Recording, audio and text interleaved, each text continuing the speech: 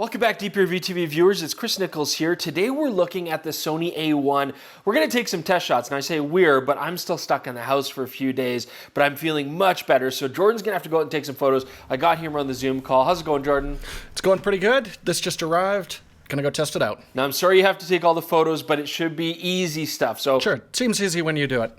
yeah, no problem, right? So go to the zoo, and I need you to test like the animal detect eye autofocus, make sure it's better, do a really good job there. Get some sporting event stuff, because of course that's going to be a big pull on this camera. And if you could also do like a nightclub with like a laser light show or something, so we could test rolling shutter, that'd be great. Do a really good job on that. Portraits, we need lit portraits. We need to test the flash sync. I mean, easy stuff, right? No big deal. Do a really good job, but you got to get going. I don't know what you're still doing here talking. You're running out of time. This is a lot of stuff. Okay. Yeah, that's a big camera. Go.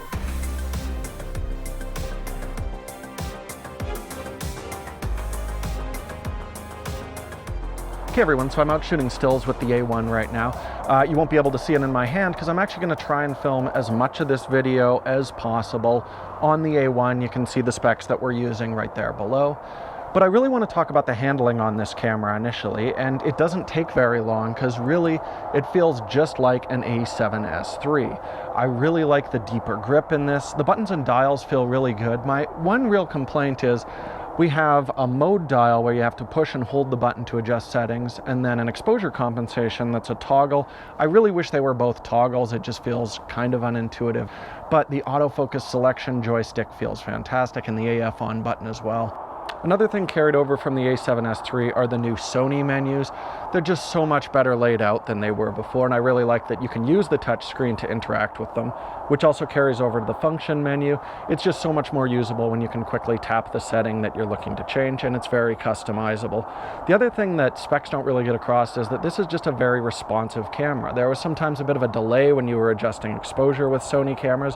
This feels very, very smooth and responsive. One thing that has been revamped on the A1 or Alpha 1, I'm still not exactly sure what to call this thing, is it's got a new shutter mechanism in it. And it feels fantastic. It's very well dampened, has kind of a nice, quiet, satisfying click to it. It's kind of the opposite of the electronic shutter. I really like the option to just have a little box flashing when you're taking pictures to let you know that yes, you are actually taking photographs. And I found when I was shooting by myself, I left the shutter sound on. I just found it a little bit more satisfying. But if you're going to use this camera in an area where you need a silent shutter, like a wedding or on set, I do wish there was an option to just feed that electronic shutter sound into headphones. That would be a great way to not disturb other people, but still get that kind of feedback a little bit while I'm taking pictures. It'd be easy to do in firmware. One thing that the Alpha 1 offers that no other Sony mirrorless camera has is the option to shoot lossless compressed RAW, and we've been asking for this forever. All the other camera manufacturers give you this, and essentially there's no image degradation, but it finds some smart ways to throw away some of the information that's not going to be useful at all, and it makes an absolutely huge difference. Shooting a lossless compressed RAW file on this camera, it came out to 57 megabits, where shooting an uncompressed RAW, single 50 megapixel RAW file was 104 megabits. So this is worlds more efficient, and you're not going to see any real quality loss switching to lossless compressed RAW. So this is the mode I'm going to shoot most of the time. The one drawback to it though is this camera cannot shoot 30 frames per second with that lossless compressed. You have to go to lossy compressed RAW, which does degrade your image a little bit if you want to get that fastest frame rate. Okay, so how are you going to write this crazy number of 50 megapixel RAW files to cards? Well, I really like the media management on the Alpha 1. You've got two CF Express A slots. Now those cards are very, very fast, but the slot is also backwards compatible with SD cards. So if you're not going out and shooting huge bursts of RAW files, you can use a lot less expensive media. So the number of photos I could shoot in a burst wasn't dramatically different between the CF Express and the SD. You can see all of my results right here. What is very different is how long it takes to actually write those. When I was shooting with the CF Express, I found I never had to wait for it to write files to the card unless I just shot an enormous sequence at 30 frames per second. But even then, it's really nice this camera doesn't lock you out of a lot of options. You can still go into the menus, you can adjust your function settings. The only thing I found you can't do is start recording a video clip. So if you're out shooting sports and action and you suddenly want to grab a video, that might be an issue for you, but I think that's a pretty niche use case. You do need to know, however, if you're shooting to the SD card, you are going to have to wait for a while to write those files, and I was using a very fast V90 card to run these tests. So I am freezing out here, but fortunately I don't have to spend too much time talking about the rear LCD. It's the same one Sony has been using for years, 1.44 million dot, 3-inch tilt-only display, and I would have loved a fully articulating screen so I could see what the camera is seeing right now, see if I'm in focus or how the frame looks. But even if it's going to be a photographer-centric model, I would love to see a two-way tilt or just a higher resolution display. This is really underwhelming, and that's in stark contrast to the electronic viewfinder on this camera. Now, the Alpha 1 electronic viewfinder is the best one I've ever seen on a mirrorless camera. It's crazy high resolution, over 9 million dots on it, but really impressively, it's 0.9 times magnification. It is big, it is bright, and it's also quite fast. Now, you have to make some trade-offs with this viewfinder. If you're shooting in its high quality mode, which you do have to activate, so make sure you turn that on, you get an absolutely lovely view, but it's only working at what we figure is around 60 frames per second. You can also jump that up to the 120 frame per second mode, but you will see a noticeable but not really dramatic drop in resolution. However, if you want to push it to the headline grabbing 240 frames per second, you do have a little bit of a quality drop again, but it'll also reduce the amount of the viewfinder that you're actually looking at. So I would only use this in extreme situations like high-speed sports and wildlife where you really want the fastest possible performance. For most people, I would leave it at the 120 frame per second mode. It looks fantastic, and it's still cycling very, very quickly. Okay, I'm finally dressed properly for the weather out here, and I thought I'd go shoot this in front of a basketball court as a reminder of the amateur sports we would usually photograph as a test of this camera, but unfortunately, they're not available to us right now, so you're gonna have to settle for a running test. Now, I made it a little bit more difficult because we shot this on the 135mm f1.8 G Master, shot it with real-time tracking, and it does a fantastic job, just tracks the body until it can see the face and eyes, then jumps right to that. The results are excellent on this, which is exactly what we were expecting. Now, I was most interested to test how the animal detect autofocus was going to work on the Alpha 1 because it wasn't fantastic on previous Sony cameras. Now, I really like the interface on this. You can just have a custom button set to toggle between humans, animals, and birds. And historically with the Sony cameras, it's had a really tough time detecting the eyes of animals, even more common ones like dogs and cats. But I found here it was very commonly able to detect an eye in an animal with very few exceptions. I mean, a bison is fairly difficult. Now, it did lose tracking the face of a chipmunk when the chipmunk stuffed its head in this plastic bag, but I'm not going to hold that against the camera. The only drawback is I did find it would often jump from the body to the eye and occasionally track tails, so you had to really keep an eye on where the autofocus point was and make sure it was on the eyes when you popped the shutter. Now, bird autofocus tracking is exclusive to the Alpha 1. Unfortunately, I didn't get a chance to test it with too many birds, and they were all pretty stationary. However, I was a little bit annoyed to find it will detect the bird's eye and jump over there, but it's constantly jumping back and forth between the eye to the feathers to the eyes to the feathers.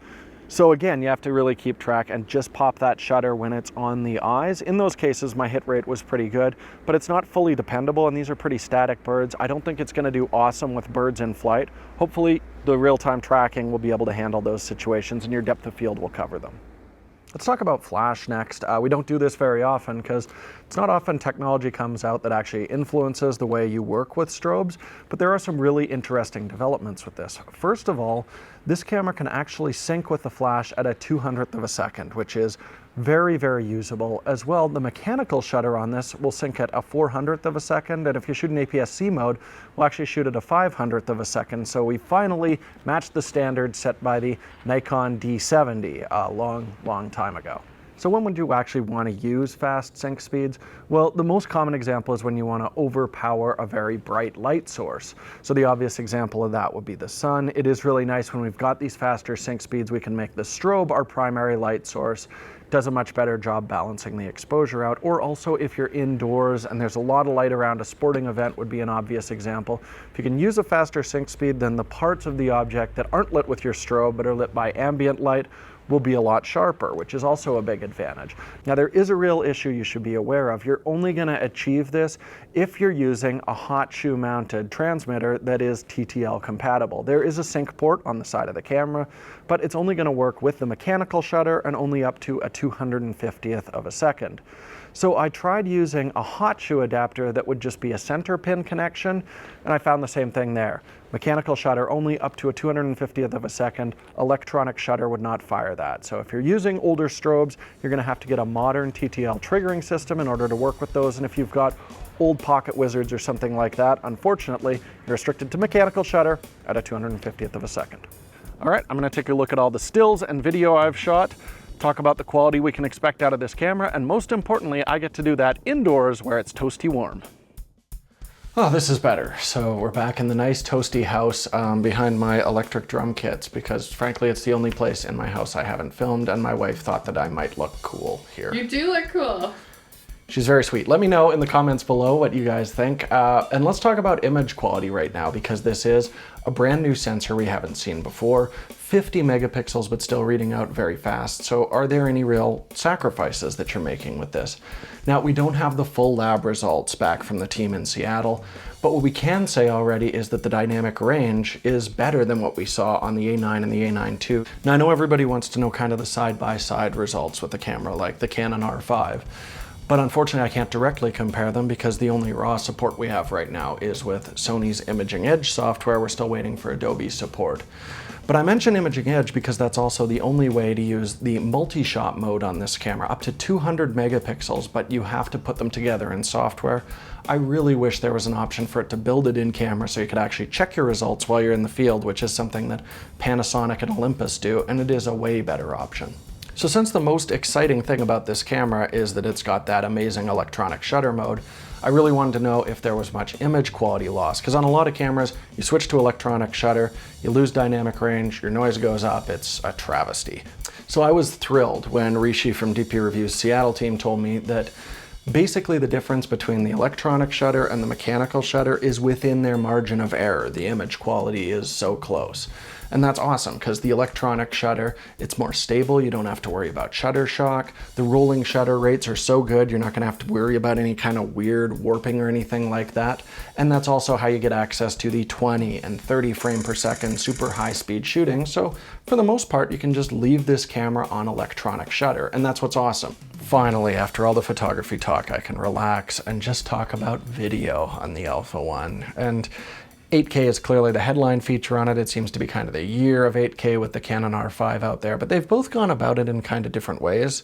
On paper, the R5 looks a little more impressive because you've got 8K RAW and 8K 10-bit 422 internally. However, the file sizes on those are absolutely ridiculous. What I really like with the Alpha One is they're pretty manageable files, and right now we're shooting in 8K, so I can crop all over the frame if I want to, and that's at only 200 megabits per second. You can record that to an SD V60 card. So the 8K recording on the Alpha One is 10-bit 420 H.265 internal, so it is going to be a beast on your computer. Just be aware, it's going to take a lot of processing power to work with those, but the quality is really nice on it. Now, if you're looking for something that's going to be a little easier to manage, the 4K recording on this is quite good. Now, it's not full sensor readout like what we saw with the R5's 4K HQ mode, which I would still say is slightly better quality. Now, where the camera won't bin is if it's in its Super 35 mode, where it'll oversample, and you can see it is quite a bit sharper than the full frame recordings. I love that when you record the 4K 120 on this, the file sizes are still very manageable and quality is good. Unfortunately, there is still a crop in 4K 120, but it's not a deal breaker by any means. Now, one of the big exciting features of this camera is that the sensor can read out incredibly quick, so you would expect no rolling shutter. Now, just like the A9, the video readout speed is slower than what you get when you're shooting stills. I put the camera on a motion controller panning with a 135 lens, and you can see there's really no visible rolling shutter in the still, but there is a little bit when we're recording 8K video. But again, it's pretty minor. This is still a very fast reading sensor. Like most modern Sony cameras, this is a dual gain sensor. So that means you're going to have two kind of ideal ISO settings where you're going to get the best picture quality, one for maximum dynamic range, one in lower light. And which ISOs that is depends on which color profile you're using. So you can see on the side right here, we've got the standard profile, S-Log3, and Cinetone. This is something I was really hoping we'd see after I was shooting with the FX6. It is my favorite Sony profile by far. Very easy to grade, nice dynamic range in it, and it's pretty pleasant right off camera. I really recommend, if it's not an extremely wide dynamic range shot, just stick with S-Cinetone. It is beautiful. It's the time everyone's been waiting for. Let's talk about overheating. See, this is huge production values that we're working with here. So the first thing I wanted to test was the 8K mode. And what I did, just started it rolling after giving the battery and the camera a half hour to cool down. And it was able to record for 1 hour and 11 minutes before it shut down. After that, I gave the camera 15 minutes to cool down, put in a fresh battery and a fresh card, and I was really impressed to find that it rolled for another hour and 4 minutes. And this was the real issue with the R5. It could roll for a fairly long time, but the cool down process took an incredibly long amount of time. That's just not an issue with the Alpha 1. Now, the only thing that was worse than 8K on the Canon R5 was its 4K 120 mode, so I tested that as well with the Alpha 1, and I was able to record a 29-minute clip, which is more than 2 hours in actual playback, before it overheated and shut down. Again, gave it 15 minutes, and it was able to record another 25-minute 4K 120 clip. So basically, unless you're doing very long form interviews or concerts or something like that, you just don't have to worry about overheating with this camera. Now, let me say that was indoors in room temperature, so you will want to go watch Dan Watson's video to find out what happens in Florida in bright sun. I don't have that option here. So the A9 and the A9 II were not very good video cameras. Sony stripped out a lot of the video functionality of them, and I was expecting them to do the same here. But I'm thrilled. This is an incredibly capable video camera. If you're looking for a compact 8K camera, this is actually the best option out there. 4K 120 is very nice. I would definitely take a look at this if you need a great high-speed camera and video is also important to you. You look terrible. Do you have COVID or something? Because I thought that was me, but you're the one that looks like It turns out it's just a lot of work to review the photo sides of a camera. I had no idea. Well, I appreciate you doing all the heavy lifting. I will be back next video. Don't worry. We'll be a team again. But I'm curious, because I haven't gotten to play with the camera. Who's it for, Jordan? What did you think? The A9 was a really targeted professional camera. You know, it was very fast and the silent shutter was great for journalism or like on-set photography, things like that. But it still wasn't as high resolution as, you know, like an A7R series camera or something like that. So it was always compromises, you know, if you wanted that really fast scanning electronic shutter, where this thing, and the image quality on it is fantastic. It's quite a bit better than the A9 II, despite having all those extra pixels on it. So, I mean, if you need a silent shutter for some types of work, like wedding photographers, again, press, on-set photographers, this is the greatest camera that's ever been made. Very cool. Now here's a big question I have. This camera, do you think that this is now basically able to avoid the mechanical shutter problem altogether and just go fully electronic shutter? The only time I used the mechanical shutter was when I was testing it for strobes and just for image quality comparisons. But when I was actually out trying to take pictures, I just stuck the electronic shutter and it was fantastic. I didn't feel like I was losing anything. Very cool. Well, you know, I know you did a lot of sample photos and I appreciate you doing that, but I think we should also remind people at home, deepyourview.com, the staff are doing a lot of tests on this camera. So definitely check out the galleries, see their samples as well. You'll get a real full picture about what this camera is capable of doing. Are there any compromises to the image quality with the electronic shutter and so on and so forth. The other thing I do want to mention, looks like we may, Jordan, I know you're super excited about this, have a handle possibly on a Pentax KO1 for you to shoot on for these 4 episodes. So everybody at home, we're so close. Get us to 300,000 subscribers before February 14th, because we may have a KO1 and I would love to see Jordan shoot on that. You excited? You're a monster. And if you want to see this monster again, we will see you guys again very soon on DP Review TV with Chris out of the house. Thanks for watching, everyone. Thanks, guys. We'll see you soon.